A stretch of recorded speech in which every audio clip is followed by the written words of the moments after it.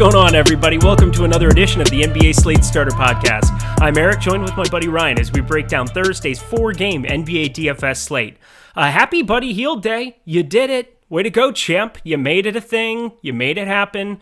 James Harden going off at 1%, which is a scary thing to see over on DraftKings. A little bit higher over on FanDuel, where obviously he was under 10K, and that price is coming down. But the overtime sure helped for everybody there. Talk to me about today for a little bit, Rinpack. Yeah, things were looking good. I was excited for this Phoenix value and Utah value. Unfortunately, was more on the Chris Paul side of things than the Gobert and Ingles, and I was a high on Cam Johnson yet again. But, it's a 12-game slate. I was late swapping to the death of me with the news that was coming out with the Washington lineup changing a little bit. So I was tinkering a few things there, waiting on who was going to start there. So 12-game slates are they're a grind. They're a true grind from start to finish. And we'll see what the late night hammer is tonight. It seems like it's going to be Gobert, but maybe someone in the Minnesota Warriors game shows out for us. Yeah, it's Gobert, Ingles, and Clarkson, all three. Crazy chalk. I mean, a 12-game slate, and Ingles was up in the 50% of ownership in tournaments, not just like 50-50s or like just straight up GPPs. So I guess 4,200. I mean, he was unbelievable value, but still crazy to see somebody that high owned. And man, did he get there already? And they're in the middle of the third quarter, so it'll be interesting to see how everything turns out for me. I felt good about today, and like I had a bunch of Drummond, bunch of Zeller. When that news ended up breaking that he was finally back in the starting lineup, but man, it's just not going to be enough. And I had to do I got to do the late slate show. It was a privilege to be on for that half hour ahead of time. But man, when all chaos broke loose, I mean, that D'Angelo Russell news came out like right as we started the show. And so it was Pivot City on stuff. But you guys, again, don't want to hear about yesterday. You want to hear about today. So let's get to this Thursday 4-gamer. Before we do, just get down to that bottom bar, hit the notification bell, hit the thumbs up, and hit the subscribe button. The notification bell so you know when this and all the other content at Awesemo goes live. We are pumping out a bunch of free content over on the channel. Make sure that you check it out, but definitely hit that subscribe button. It goes a long way for us as we make that push for 50K subs before the Super Bowl. Let's get right to it here today. You ready to go? Let's do it. Let's get the slate started. This is the slate starter, so that works out perfect. We'll start over on DraftKings, sitting on the top end. Damian Lillard, 10,600. That whole Portland-Houston game looks very, very appetizing on this slate. That's going to be a fun one. I can't imagine that you won't want to have a lot of pieces of that as we're going along. LeBron James, 10,400, who had the big Cleveland game the other night, and then they just lost by one. I didn't see what LeBron's final line was here against Philly. I was watching a little bit of that game here before we got on, but it's LeBron James 10-4. Yeah, I mean, it's not a crazy tag, but definitely starting to move up, probably because of that 75-point outing. And then Steph Curry, 9,700. Got off to a slow start here tonight. Hopefully he picks it up for me for some of my showdown lineups as I lock buttoned him in the captain slot. But again, you don't care about that. Let's talk about tomorrow. Talk to me about this top end of point guard. Yeah, Lillard, $9,700 on FanDuel, $10,600 on DraftKings. Getting my Lillard exposure on FanDuel seems like a place to consider quite heavily, especially I still expect him to do whatever he wants. He took 22 shot attempts. I think we can even project for higher shot attempts tomorrow. I think I want Lillard to start taking the mid-20s at least with no McCollum. We'll see how that ends up going. LeBron James, 10-4 against Detroit.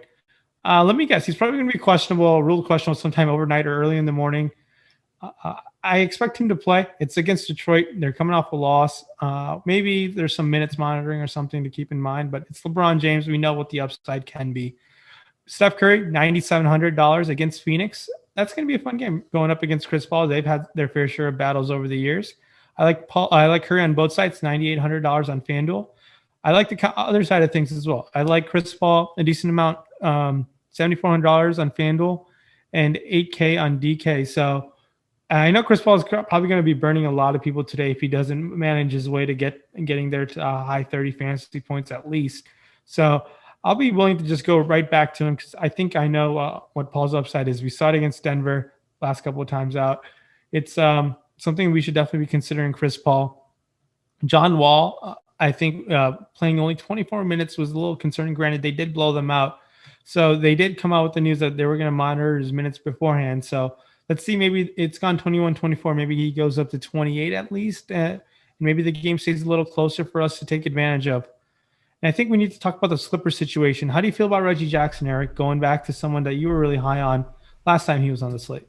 Yeah, I was going back through a lot. I talked to you a little bit about some of his Detroit numbers coming over from the Clippers, and I tried to find some like similar scenarios for him. Obviously, different situation, different grouping of guys, but like in the same way he was in Detroit, there aren't a lot of pieces around him right now at the moment with Kawhi and Paul George out, and then of course Patrick Beverley, who also will be out again for this game.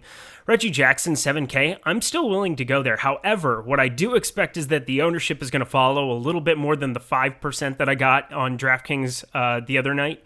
And so I'm kind of looking at that. I was also not really on Wall last time. I did get worried about those minutes getting monitored, and then we got the news before lock that was going to be the case, which was kind of sad because I was thinking that maybe his ownership would be even more extreme than what it was, but he still looked fine in those 24 minutes, and you said it was a blowout, and so maybe he would have gotten up to 30, 31, 32. We don't really know, but they are watching him, and we'll see kind of where that lands, but 7,300 is still a tag that John Wall can spike a steal upside. He fills up the box score in a myriad of ways, so I have no problem going back there, but Reggie Jackson specifically, 7K, might be a little bit too much for this spot against a good defensive Miami team. They're just getting the pieces back together here now, too. Avery Bradley's back. We'll see if he ends up playing on this back-to-back. I would assume he would, but he's a much better defender on the perimeter there, too, so maybe a little bit lower on Reggie Jackson than I was in an Atlanta matchup where I saw him kind of going out and just being able to get whatever he wanted against Trae Young. Over on FanDuel, kind of looking at the point guard position, Dennis Schroeder's been he's been bad recently, like really bad, but on a 4-game slate, 5,700 is still a tag you can get on top of. Why they didn't change Reggie Jackson's tag from 5K, I don't know, so get ready for extreme Reggie Jackson chalk over there tomorrow. And then there's really nothing underneath in that below 5K that I would even be remotely interested in on this slate, with Steph Curry, Dame Lillard, and Chris Paul, who better get going for us here at the end of this game. It's going to be hard not to pay up at point guard tomorrow. Would you agree? Yeah, it's always something that I like considering to pay up for point guard, but maybe a little roster unique roster construction. I think we can consider Anthony Simons in Portland. He played mid 20 minutes. So Simons is someone who is shooting very efficiently of late. I don't expect that to maintain, but I do expect those minutes to be around there. As long as McCollum is out, I think we can definitely consider him for some value because there's some notable studs to pay up for. Beautiful. Let's move ourselves on over to shooting guard. Over at the top on FanDuel, Paul George is out, so CJ McCollum's out. So Victor Oladipo, 8,300, your highest price shooting guard over there on the day. Didn't get there at 8,800 the other night for sure. Played 36 minutes, only put up 24.5. I think that might be a little bit of a John Wall effect. And also, we did see the news that Christian Wood was possibly going to be back, I believe, correct? That was kind of the other thing that's kind of popping up for tomorrow. That is correct. So Christian Wood did say, I'm back, I'm feeling good. So he personally said that. So we'll see if the training staff lets him go. Okay, well, I mean, that's great to hear, obviously. So not great to hear for Victor Oladipo's fantasy production, but he's the most expensive shooting guard, and it's not extreme. So 8,300 is fine there.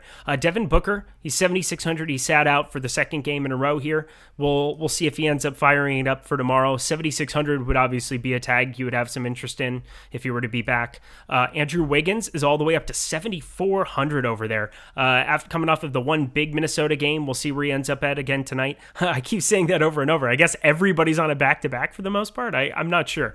But there's that. Tyler Hero sat out tonight. Miami would be on a back-to-back, but obviously he hasn't played in a long time. And then Kendrick Nunn, who I think busted a lot of people, especially over on DraftKings, but FanDuel's tag is 6,200. So somebody that I would have some interest in, again, if all those guys sit, Dragic, Hero, and so forth, and so on and so forth. Talk to me about shooting guard. Yeah, one thing that was nice about Oladipo was he did take 21 shot attempts in those 37 minutes of play that he did. So I think if he's going to take that shot volume, and this Portland defense is nothing to be afraid of, I think we can definitely consider Oladipo 8-3 on FanDuel, 8,100 on DK. I think it's a good place to go back to. Now, on the Devin Booker situation, I think Devin Booker is, I think the injury was not as bad as they hope so. They kind of were cautious with him. Maybe he plays tomorrow. If he's going to play $8,300 against Golden State, I think we can definitely go to Devin Booker and $7,600 on FanDuel. I think we can definitely consider him. I do prefer if he plays and if there's no minutes restriction, I think we can consider him over Wiggins. Tyler Hero's still not playing, so I think he's close to being able to play. But if he's playing $6,400, I think we can go with him. It was a neck issue, so I'm not too worried about his conditioning. I think we can definitely consider Tyler Hero. Luke Kennard, $5,500 on FanDuel. I like that he got 28 minutes. So at $5,500, definitely firmly in play. And $6,500 seems a little too pricey for me right now, but in the GPP, I think you can take some shots with him. Going all the way in terms of saving some salary in some places, I think Gary Trent, $4,800. I like that he played 41 minutes last time. So you'll take that from Gary Trent at $5K on DK. So if he's going to play that many minutes, I don't think he will. Maybe high 30s is something we can potentially consider him. I think he might be kind of popular if people are going to see that his minutes are that high. Outside of that, man, and shooting guard is not that fun. I think Lou Williams deserves an honorable mention just because it's Lou Will. And if there's some sort of foul trouble in the backcourt or whatnot, Lou Will should get some more minutes. He has not looked good all year as he's only had one game above 30 fantasy points from what I think one or two games at tops, but we know Lou Will can get hot. He took 14 shot attempts off the bench. Lou Will is going to go 10 and 14 off the bench. I think he can definitely get you there at 5,800, but keep in mind, he's been struggling. Yeah, I'm going to add one more guy to the fade list because I expect him at 4,700 on FanDuel, and then over on DraftKings, he's 5,100, maybe a little less popular. But if box score watchers are in action, Wayne Ellington is going to gain some traction for tomorrow on a 4-game slate. I'm just going to list off his last 3 shooting performances from 3, 4 for 8, 6 for 9, 4 for 6. That is not sustainable. I am off the Wayne Ellington train, so if he ends up getting some kind of ownership, I mean, he's played 33, and 28 minutes, but like, he's basically a shooter only. He's a guy back in his Knicks days, you could randomly play at 3K, 3,500. Well, he's up to 5,100 with the Pistons right now. I'm going to pass. So he would be on my fade list. What do you think about that? And then we'll move on. Yeah, I think Ellington's definitely been shooting lights out of late, and I think that's obviously not sustainable. I think it's better to be under the field with Ellington, depending on what his ownership comes in at. But it's the minutes are nice. That's all I really have to say for him. And the shooting efficiency, I don't think will stay up to par. Beautiful. Well, guys, we have NBA packages that are starting over at $4.95 per week. You got to go to awesemo.com/joinNBA. Come over and check out some of the projections. I got to sit in on one of the game plan videos today. Got to watch Alex Baker in action as he's breaking down stuff with the lineup builder, looking over at Cruncher. He goes over to Popcorn Machine and analyzes some stuff for you. I mean, that 45 minutes alone is just so amazing to get an inside look at the process of the number 1 player in the world. So just to be able to join in for some of that stuff it's pretty exciting to have for different offers at different price tiers. So if you want to just kind of like try out some of the basic stuff like that, there's a $4.95 option for you. There's other stuff like the Awesemo Plus, Awesemo Plus Platinum. We have so many different things with our projections, with the lineup builder, with we have just so many things sitting behind the paywall that you just got to take a look at. So come on over to awesemo.com/joinNBA and stop guessing and start winning. Getting up to the top is small forward over on DraftKings. We'll go there again. LeBron James, 10-4, still sitting there. Jeremy Grant. Today wasn't his best outing. We've seen some ridiculous upside from him in some certain spots. That 48-point game against Philly the other night when I was pretty darn high on him. Against Cleveland, just kind of didn't have it, even though he shot the ball well, 7 of 13. You'd like to see that volume go up. He was getting to the line, 10 for 10 from the line the last 2 games. So I don't think there's any issue going to him at 8,400. Just might be a spot. Check out the ownership. That's going to kind of be what dictates whether I'm there or not tomorrow. Andrew Wiggins at 6,900. Eric Gordon, who we haven't touched on yet, sitting at 6,600. He ended up going back to the bench in the last game. So we'll kind of see how this goes forward for him. I'm not like super stoked about like him being the third option behind Oladipo, behind Wall, who's now back and active. You got Danuel House now in the mix. You have like all these guys for Houston that are starting to reemerge. And then if we add Wood to the mix, It's hard to imagine enough shot volume for Eric Gordon to get there at 6,600. And then the last guy we'll throw into the middle of that, Luke Kennard, 6,500. And then, you know what? Also Kelly Oubre, because he'll be small forward over on FanDuel as well. I had a great outing against Minnesota. We'll see how he does tonight. But 6,400, somebody who can spike an upside at any point, just got to get the minutes. So let's talk a little bit about small forward.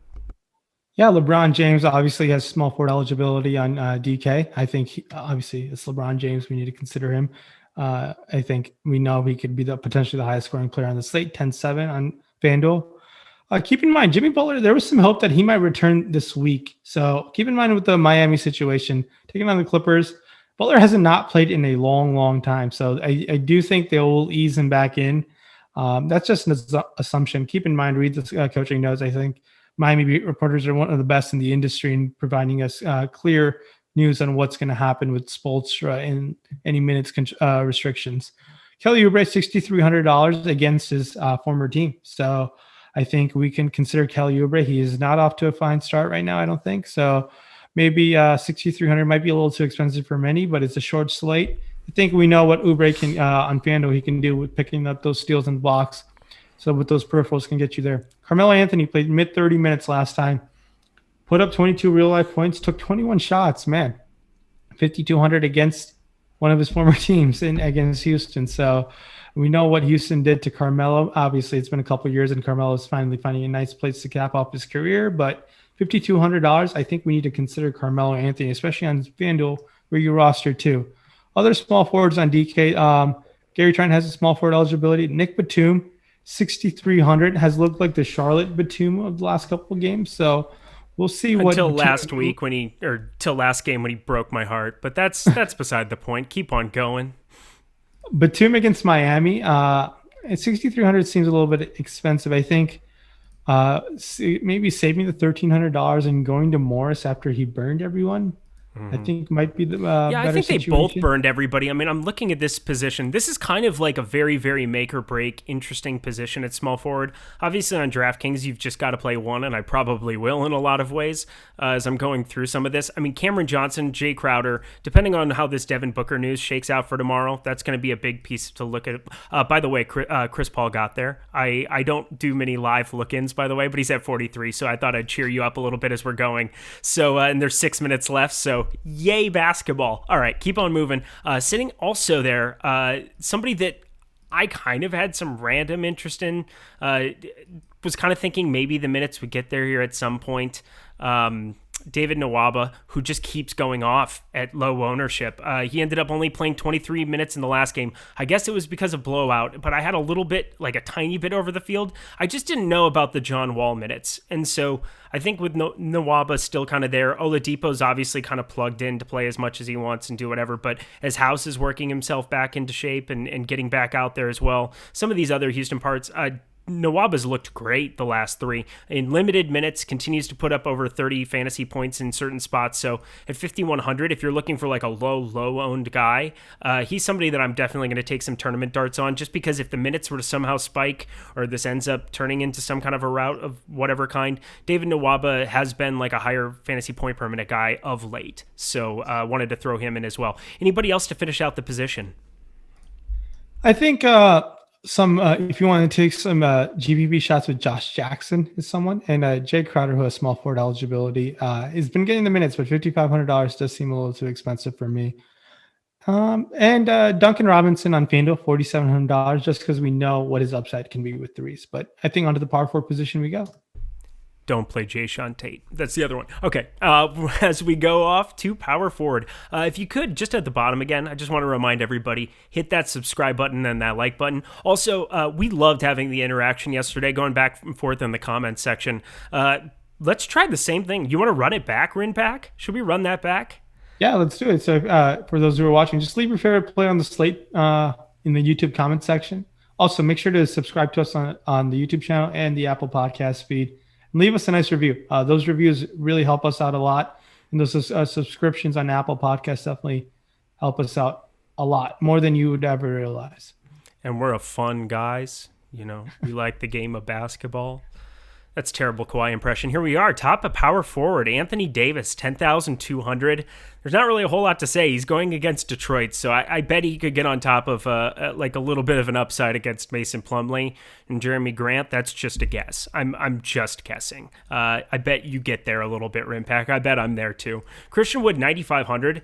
That's a big number to be paying for Christian Wood over on FanDuel coming off of this injury. I don't know what his peg is over here on DraftKings. I know he's center only 8,700, so man, that's going to be a tough one to get to. You just don't know what you're going to get. If they come out with anything about a minutes limit, that's going to definitely be a no. But like even as is, it's hard to imagine in an offense now with Oladipo back, with Wall back, not even back for Oladipo, just active and existing on the Rockets. 9,500 is a big tag. And then Bam Adebayo, who just got done burning everybody today. And by everybody, I mean me, because I had a ton of that guy. And it was unfun to see him just kind of, Nikola Jokic has been great defensively. We've got to start like factoring in some of like the Nikola Jokic effect because, man, he's been revelatory on the offensive end, but also the defensive end. There was a graph where they talked about offensive and defensive efficiency, and he was like by himself in the top right corner in the NBA right now. He's just been so good on both sides of the floor. So talk to me a little bit about power forward now that we've got Bam going into a matchup against the Clippers where he should be able to get on top of that. Yeah, I think Bam was a little disappointing today. I think we can go there. But Anthony Davis is someone who I always have over on the field. I will do it again tomorrow.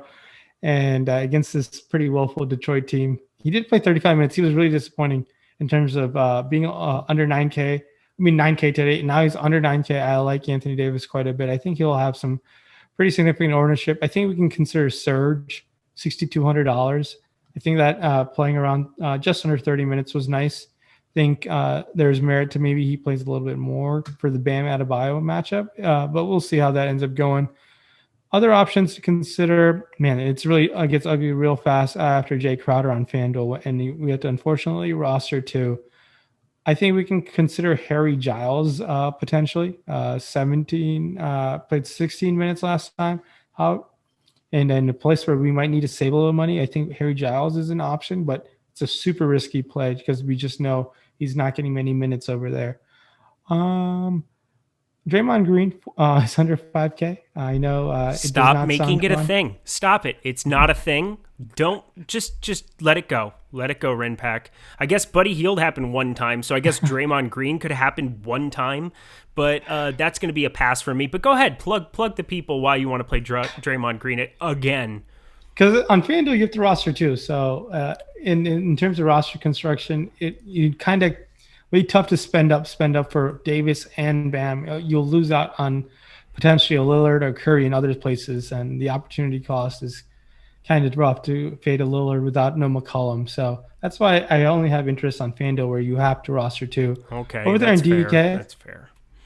Over there on DK, I think. It's another tough situation there, but I think Anthony Davis leads the way, and I prefer him to Jeremy Grant just because I know what Anthony Davis can get you at $8,900. I think it's safe to project him around at least mid-40 fantasy points. He's $8,900. We have to love him. That's just like what were the odds of Anthony Davis having a price tag under 9K this season at any point? Yeah. Like next to zero. So you got to have a lot of Anthony Davis interest. I don't care if he plays 25 minutes in a blowout. I would still be overweight, I think, on Anthony Davis on DraftKings tomorrow. I think that's kind of my stance on it. It's just simply one of those things where you don't have to look at rates. You don't have to look at anything. I love one thing Greg Ehrenberg, who I loved doing my first show with earlier this week, he talks a lot about historical pricing. And so historical pricing basically about players who would be a 10K guy, 11K guy. He talked about it a little bit with Cody Zeller today where he was 3,400. He's historically a guy who sits in the deep 4Ks, early 5Ks. So like there's got to be some kind of a knock up that you give somebody by default because of that. Like Anthony Davis, 8,900. It's just way, way, way too low. So go over the field, have fun. He'll be super popular, but I don't care. I will be there. Anybody else you want to finish out with? More Draymond Green talk. No. I think on FanDuel that's an option there, but DK I'm hesitant. So I think we should hop on over to the center position and cap it off. Let's do it. Sitting at the top, we'll go to FanDuel to start off. DeAndre Ayton, super disappointing so far here. I didn't see what he's at. I don't even want to look. It would make me sad. He's at 8,300, so hopefully he gets there here tonight, but if not, so be it. Now you've got DeMarcus Cousins, $8,000. Hey, we have to actually think about things a little bit. Christian Wood's back. That's an absurd tag because those minutes we know will kind of dissipate immediately. He'll be splitting time at the 5 with Wood, so 8K would just be ridiculous. But if Wood doesn't go for whatever reasons after getting like upgraded to, I believe, questionable or probable, so again, just be watching the news, follow Awesemo NBA, and just keep yourself updated. Check into the deeper dive and the live before lock shows, and they'll keep you in tune with all of this news. DeMarcus Cousins, obviously, if he's the starter, there you go. If not, 8K is just too much. And then Enes Kanter, 6,500. He's probably my favorite play of the position over on FanDuel. Somebody who's just kind of been looking pretty darn good. If he gets those 28, 30 minutes, I guess he got to 31 last time out against OKC without Horford there and just went for 51.1. That seems pretty good and something I would want. Talk to me about center. Yeah, I like Kanter. I like Ayton again. Against this pretty weak Golden State front court. I think if Ayton's going to burn people today, I think people will be shy to go back to him. I still like Ayton, even if Booker plays. So 8,300 might seem expensive, but it's FanDuel. You can only roster one. And Ayton could be the highest scoring center there, which would be a big leg up on the field. Other options to consider, Kanter for sure, like you talked about. I like that he got up over 30 minutes last time out and put up north of 50 fantasy points. So you'll take that. If he's going to play 30 minutes again, you're going to project him around at least 40 fantasy points just because he's an exceptional rebounder as well and has an exceptional offensive back to the basket player and rebounder. Terrible, terrible defender, but we all know that. I think taking a shot with Montrezl Harrell. He only played 15 minutes today. I think maybe a GPP shots with Montrezl Harrell could be good against this weak Detroit defense.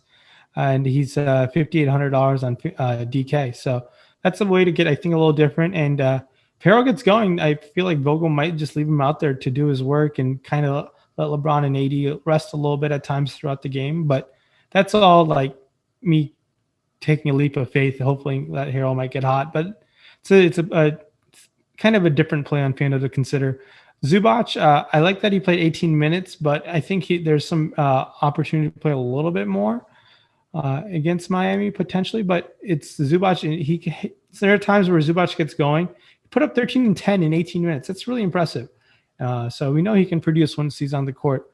And outside of that, I don't have much interest in the Golden State centers right now. It's going to be tough to go there when there's other much payoff options like Kanter. DeMarcus Cousins will be in play. For some reason, Christian Wood doesn't play tomorrow for sure. 8K. I like that he played 33 minutes, but I'm not too sure what they're going to do with Cousins once Wood is back. It would shock me if they play alongside each other quite a bit, if at all. What do you think they'll do? What do you think Salas will do with Cousins and Wood? Well, can we expect some minutes to be shared on the court together? I hope so. I'm cautiously optimistic because they're both two pretty darn good players. Problem is that neither one is really Wood you would think would be capable of guarding a lot of fours in the league. So perhaps, and Cousins has now shown the ability to have those minutes extended and be fine. So possibly a much better chance now than what they had earlier in the season, now that Cousins can play 30 minutes, 33 minutes, and looks like he's physically fine. I would also say, like, Christian Wood, it's just too expensive there for me to even, like, think about him. But, like, Cousins, I would be looking at playing 7,200 over on DraftKings for sure, where I can play two and kind of getting that upside there. I think Ayton or Kanter, or even if you go down to 5,200, Mason Plumlee, who played fantastic today. He's actually 4,800 over on DraftKings, so I expect him to be very popular over there on a 4-game slate. That kind of does it for me for the center position. Anything you want to throw out before we get out of here? No, it's a 4-game slate. Obviously, ownership is going to be concentrated in a much higher spots in different positions across the slate tomorrow. So monitor all the premium tools behind the paywall as they'll get updated throughout the day. And if there's any news, obviously, Alex updates them quicker than anyone I've seen in the NBA DFS circuit. So definitely check out our premium tools as packages start at $4.95. He's a beast. You're a beast too, Rinpack. You guys are the best. Enjoyed this today. Everybody, best of luck tomorrow. Go get it done, and we'll see you here on Friday for the final Slate starter of the week. Catch you later.